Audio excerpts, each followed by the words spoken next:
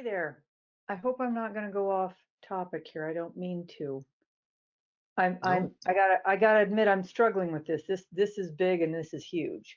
Um, Closest thing I can relate to here about the, you know, noticing this is an impression.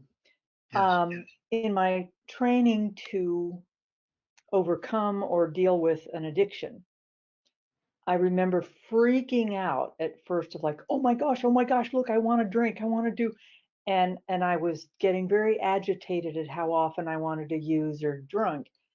right. And I this literally has taken years to where I will catch myself going, huh, there's that thought to go take a drink. And I don't do anything. I just go, huh, look at that there. And I think what I'm relating to in your talk here is that's what you mean about you don't react, you just go to be present. And I think in that manner of just being present, of going, hey, there's that thought of wanting to drink or do a drug, I don't do it Yeah, because I'm not doing anything. I'm not freaking out. I'm not saying, you stupid alcoholic. I'm just going, hey, there's that thing. yeah. And Sarah, it, look. and it goes away. Thank Yeah, God. well, Sarah, look. Let's put it together because you have touched on something very important that will be helpful to everybody. Okay. So I'm sitting at home, and whatever my character or consciousness may be, that first led me to pick up that drink or that drug, the influences that produce that first impression of being inadequate or not good enough or incomplete, those influences don't go away.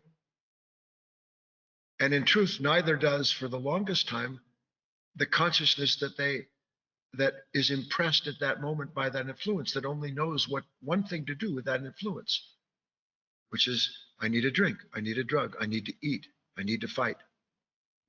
So you've described that in your life there are still influences that you don't see and that you don't need to see directly, but you receive the impression from them. Only now, when you receive that impression, there is enough in you that can remember that the action that that impression is trying to push you to do is absolutely self destructive. Therefore, I'm not about to act on that impression. I recognize that's not good for me. And I say, that's just a thought. And it goes away because it can't be sustained unless I resist or embrace it. Now, Sarah, next step. It's the same with all of those influences and impressions. The same part of you that understands that's just a thought. I don't need to take that drink will eventually come to understand that's just a thought. I don't need to get angry. That's just a thought. I don't need to be afraid. That's just a thought. There's no reason to rush. There's just a thought. I don't need to be ambitious like this. It's just a thought. Because that impression produced by that influence, in the perception of it with clarity, will begin to show you the damage that has been done by acting on that unconscious impression and what it has always pushed you to do.